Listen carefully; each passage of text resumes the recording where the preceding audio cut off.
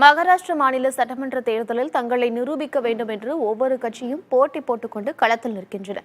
இந்த தேர்தலின் முடிவை தீர்மானிக்கப் போவது யார் என்பதை ஏன், எதற்கு, எப்படி பகுதியில் பார்க்கலாம்.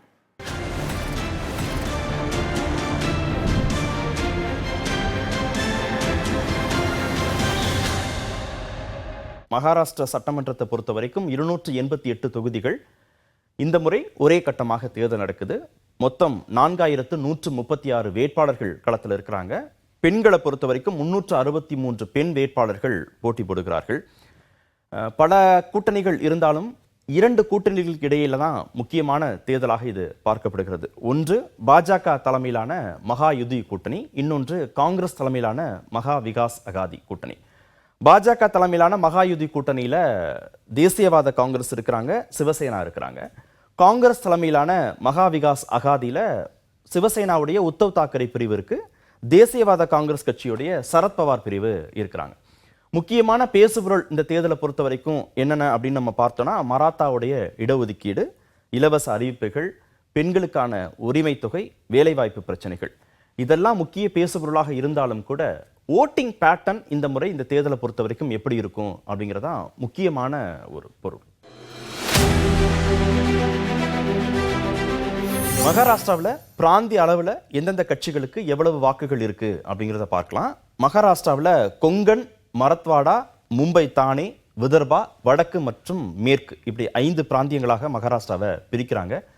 விதர்பா பிராந்தியத்தில் மட்டும் 62 சட்டசபை தொகுதிகள் இருக்கின்றன.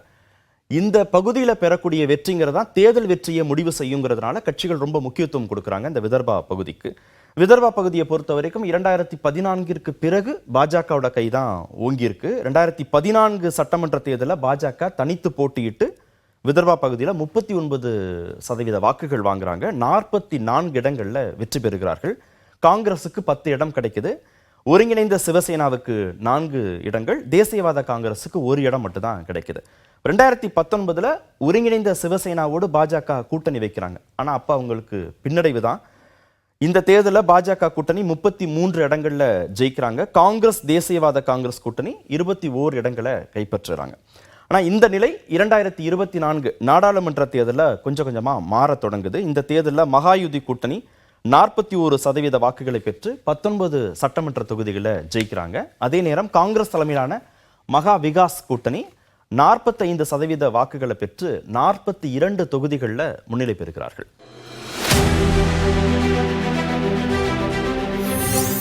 விதர்பா பிராந்தியம் ஏன் முக்கியம் அப்படிங்கிறத நம்ம பார்க்கலாம். விதர்பா பிராந்தியம் ஏன் முக்கியம் அப்படின்னா, மகாராஷ்டிராவுடைய மக்கள் தொகையில கிட்டத்தட்ட 50% மேல் இருக்கக்கூடிய மக்கள் கிராமப்புற பகுதிகளில் தான் வசிக்கிறாங்க. இந்த விதர்பா பிராந்தியத்தில் 60% கிராமப்புறங்கள், 30% பின்தங்கிய ஏழை கிராமங்கள் அப்படின்னு வகைப்படுத்தி இருக்கிறாங்க. இது மூலமா அதிக அளவிலான கிராமப்புற பகுதிகளை கொண்ட இந்த விதர்பா பகுதிங்கிறது ரொம்ப முக்கியமானதாக பார்க்கப்படுகிறது. இந்த கிராமப்புற பகுதிகளில் 2024 மக்களவை தேர்தலில் காங்கிரஸ் கூட்டணி 44% வாக்குகளை பெறுகிறார்கள்.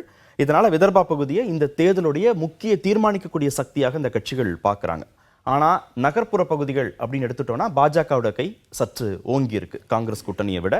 2024 மக்களவை தேர்தலில் மகாராஷ்டிரா முழுவதும் பாஜகவுக்கு பின்னடைவு அப்படின்னா கூட நகர்ப்புற பகுதிகள் அப்படின்னு எடுத்துக்கிட்டோம்னா பாஜக காங்கிரஸ் கூட்டணியை விட 1% வாக்குகள் கூடுதலாக பெற்றிருக்கிறாங்க. செமி ரூரல் பகுதிகளில் 2 கட்சிகளும் சம பலத்தோடு இருக்கிறதுனால இந்த கிராமப்புற பகுதிகள், ஏழை பகுதிகள், மக்கள் வசிக்கக்கூடிய பகுதிகள், பின்தங்கிய கிராம பகுதிகள் தான் இந்த தேர்தலை பொறுத்த வரைக்கும் கேம் சேஞ்சராக இருக்க போகிறது.